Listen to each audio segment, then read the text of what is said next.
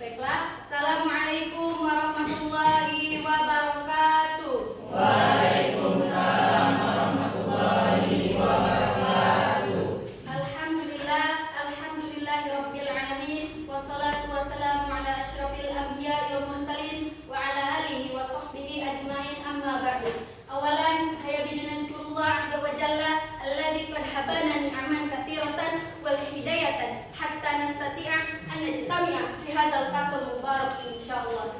Saniyan salatuhu wa salamuhu ala sayyidina Muhammad sallallahu alaihi wasallam. Baik anak-anak, apa kabar hari ini? Baik, Bu. Baiklah, sekarang kita tanya siapa yang tidak hadir? Hadir semua, Bu.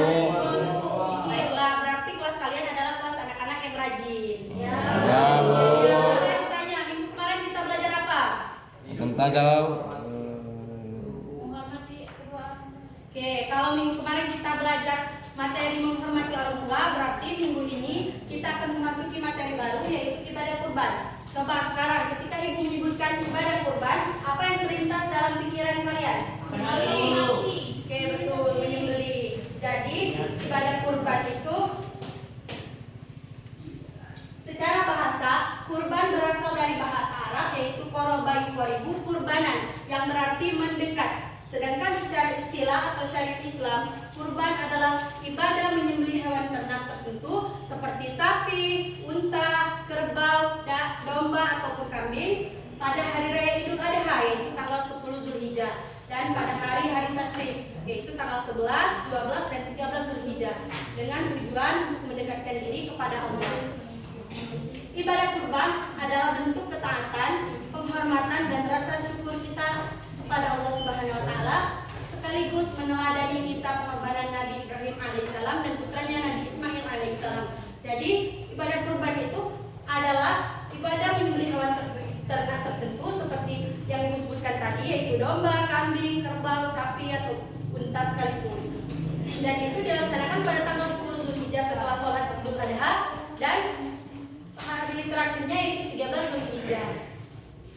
Dan itu ibadah kurban adalah bentuk ketaatan kita kepada Allah supaya menjadi manusia yang lebih bertakwa dan lebih berguna bagi agama kita. Selanjutnya ada tujuan dan hikmah kurban. Sekarang Ibu minta tolong coba Akbar bacakan tujuan dan hikmah kurban. Oke, baiklah. Tujuan dan hikmah kurban ada 5. Yang pertama, mendekatkan diri kepada Allah atau disebut takarub. Yang kedua, mengikuti sunnah Nabi Ibrahim alaihissalam. Yang ketiga, mengungkapkan rasa syukur. Yang keempat, meningkatkan kepedulian sosial. Dan yang kelima adalah mendapat pahala. Betul, terima kasih Akbar.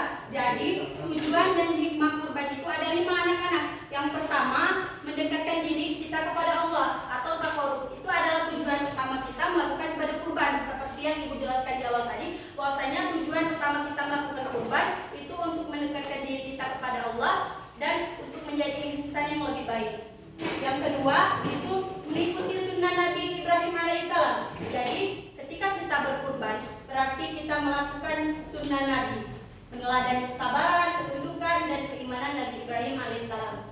Yang ketiga, yaitu mengungkapkan rasa syukur atas segala nikmat dan rezeki yang telah Allah berikan. Mengungkapkan rasa syukur di sini berarti kita mengungkapkan rasa bahagia kita atas segala nikmat dan rezeki, baik itu nikmat sempat, nikmat sehat, nikmat bisa berkumpul sama teman-teman sekelas dan rezeki yang berlimpah yang telah Allah berikan. Yang keempat, yaitu meningkatkan kepedulian sosial. Daging kurban dibagikan kepada yang membutuhkan, mendorong solidaritas dan kebersamaan. Jadi ketika kita melakukan ibadah kurban berarti bentuk kita untuk meningkatkan kepedulian sosial kita. Karena ketika kita berbagi kurban itu mendorong nilai solidaritas kita dan kebersamaan kita. Yang kelima, ada mendapat pahala. Rasulullah Shallallahu alaihi wasallam bersabda bahwa hewan kurban akan datang pada hari kiamat beserta tanduk, bulu dan kuku-kukunya, dan pahalanya telah diterima di sisi Allah sebelum darahnya menyentuh tanah. Jadi kata Nabi di sini bahwasanya hewan tersebut akan datang pada hari kiamat dan menjadi pemberat amal kebaikan kita, baik itu bulu, kuku, dan tanduknya, itu telah diterima di sisi Allah sebelum darahnya menyentuh tanah. Selanjutnya ada hukum kurban. Mayoritas ulama, yaitu Imam Malik, Imam Asy-Syafi'i, dan Imam Ahmad berpendapat bahwasanya itu sunnah, yaitu sunnah yang sangat dianjurkan. Sangat dianjurkan bagi umat muslim yang mampu secara finansial. Jadi sunnah di sini sunnah yang sangat dianjurkan apabila kita mampu secara finansial, yaitu memiliki uang. Dan di sini sunnah di sini tidak sampai derajat wajib, jadi itu tidak diwajibkan, tetapi hukumnya makruh bagi yang mampu tetapi tidak melaksanakannya. Seperti Quran surah Al-Kautsar ayat 2, Allah berfirman, A'udzubillahi minasyaitonirrajim, Bismillahirrahmanirrahim, fasholli lirabbika wanhar. Maka Allah berkata, dirikanlah sholat karena Tuhanmu dan berkurbanlah dengan menyembelih hewan. Jadi di sini Allah memerintahkan kita bahwasanya dirikanlah sholat karena Dia dan berkurbanlah dengan menyembelih hewan.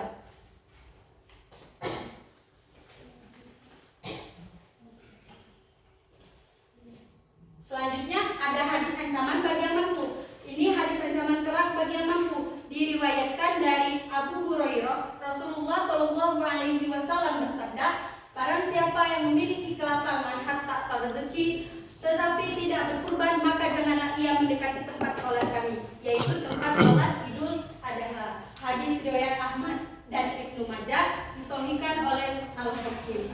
Ancaman keras ini menunjukkan betapa pentingnya ibadah kurban, sehingga banyak ulama mengatakannya sebagai sunnah muakkad, yang saking ditekankannya hampir seperti wajib bagi yang mampu.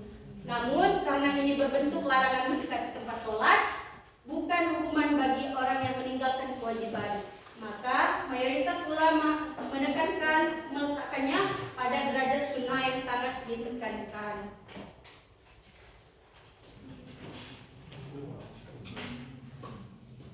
Selanjutnya ada cerita singkat Nabi Ibrahim dan putranya Nabi Ismail alaihissalam.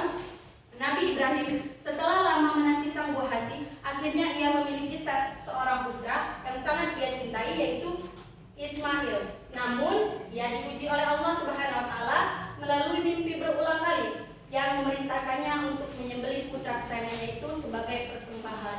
Dengan keimanan yang teguh, Ibrahim menyampaikan perintah berat ini kepada Ismail.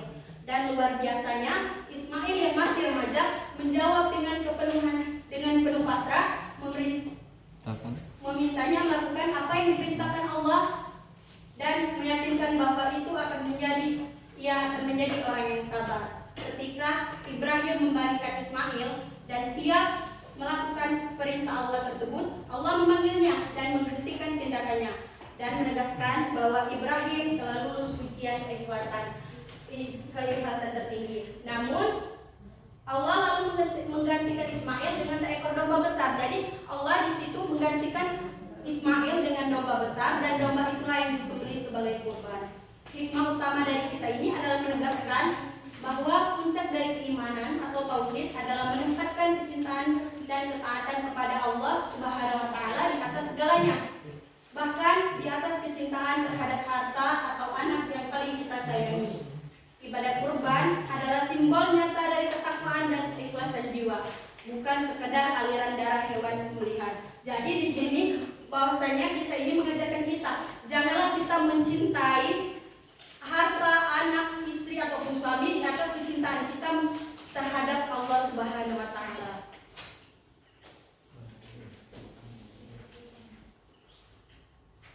Jadi kapan waktu berkurban? Yaitu kapan waktu penyembelihannya. Waktu penyembelihan kurban dimulai pada hari raya Idul Adha, yaitu 10 Zulhijjah, dan berakhir pada hari terakhir tasyrik, yaitu tanggal 13 Zulhijjah. 1. Awal waktu penyembelihan atau 10 Zulhijjah. Waktu paling awal untuk menyembelih kurban adalah setelah selesai sholat Idul Adha. Ini didasarkan pada sabda Rasulullah SAW yang mengatakan bahwa sesungguhnya yang pertama kali kami lakukan pada hari ini, yaitu hari Idul Adha, adalah sholat. Kemudian kami pulang dan menyembelih hewan kurban. Barang siapa melakukannya seperti itu, maka ia telah mengikuti sunnah kami, kata Nabi. Dan barang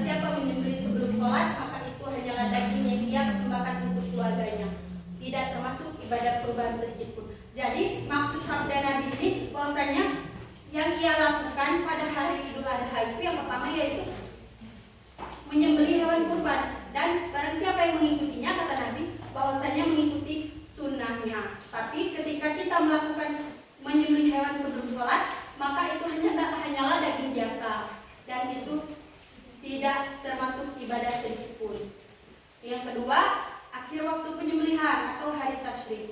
Waktu penyembelihan kurban berlanjut hingga hari terakhir tasyrik, berakhir dengan terbenamnya matahari pada tanggal 13 Zulhijjah. Jadi total waktu untuk menyembelih kurban adalah 10 Zulhijjah, yaitu setelah sholat Idul Adha, 11 Zulhijjah hari pertama tasyrik, 12 Zulhijjah hari kedua tasyrik, dan 13 Zulhijjah hari terakhir tasyrik sampai terbenamnya matahari.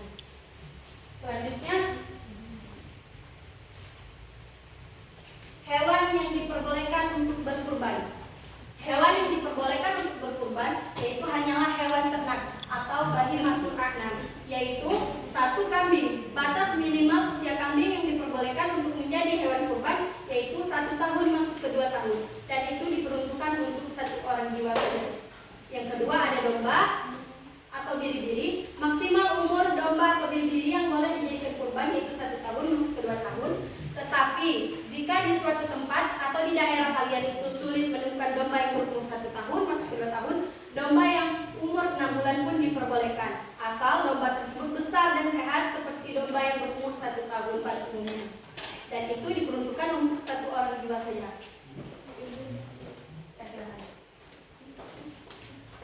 3. Sapi atau kerbau.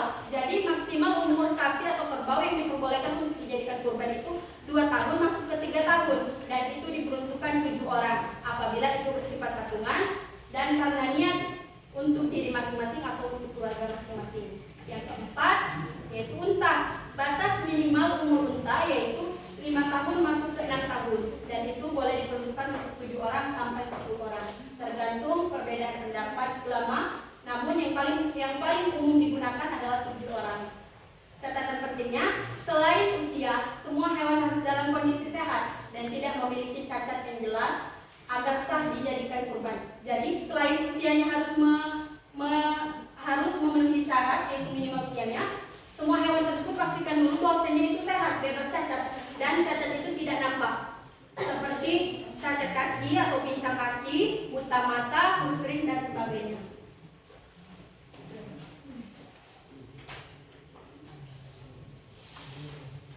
Selanjutnya ada tata cara penyembelihan hewan kurban. Berikut tata cara penyembelihan hewan kurban menurut Islam. 1. Persiapan. Pastikan hewan kurban memenuhi syarat yaitu usia dan bebas cacat.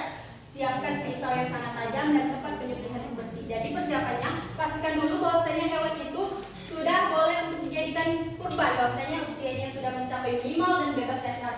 Lalu siapkan pisau yang sangat tajam dan penyembelihan dan tempat penyembelihan harus bersih. Yang kedua, menghadap kiblat. Hewan dibaringkan ke sisi kiri agar penyembelih lebih mudah menggunakan tangan kanan dengan posisi hewan tersebut menghadap kiblat. Kaki-kaki hewan diikat kecuali kaki kanan belakang dibiarkan bebas sedikit. Yang ketiga yaitu niat dan doa. Penyembelih atau yang mewajibkan berniat melakukan kurban karena Allah dan membaca doa. Yang pertama ada takbir. Takbir itu berupa 3 kali. Allahu Akbar, Allahu Akbar, Allahu Akbar. Yang kedua yaitu membaca basmalah, mengucapkan bismillahi Allahu Akbar. Dan yang ketiga itu membaca doa kurban, mengucapkan Allahumma hadza minka wa ilaika fataqabbal min, sebut nama yang berkurban atau sembelih berkurban, dan artinya ya Allah, ini adalah darimu dan untukmu, terimalah dariku, dan sebut nama orang yang berkurban.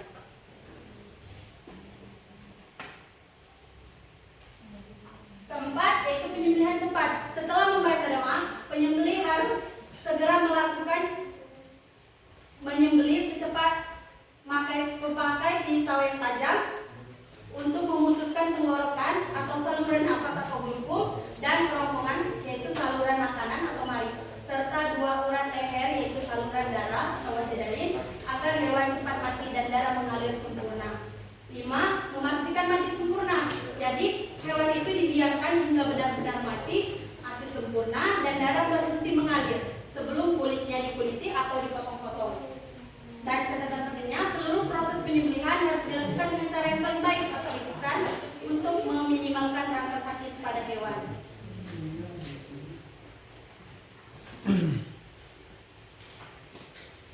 Selanjutnya pembagian daging kurban. Coba sekarang ibu minta tolong Ibu bacakan.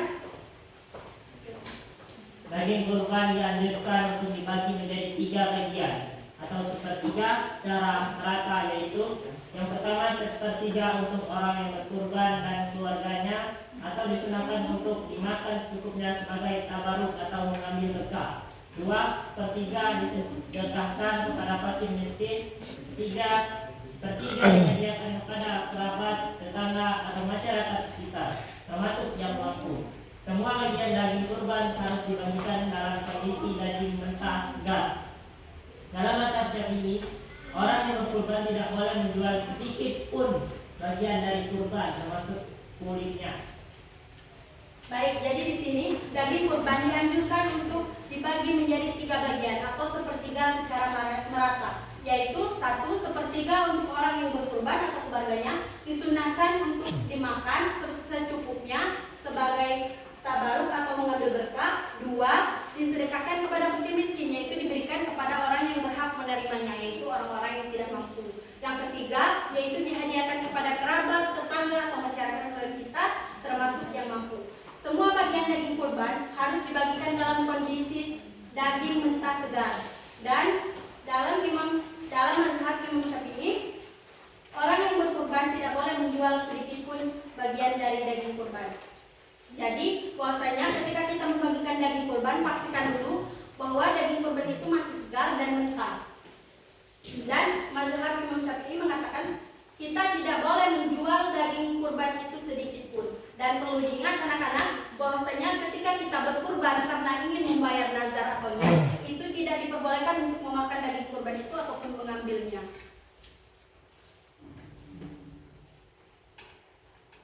Jadi semua materi yang Ibu pelajari, yang Ibu jelaskan tadi, apa ada yang belum dimengerti? Silakan tanyakan.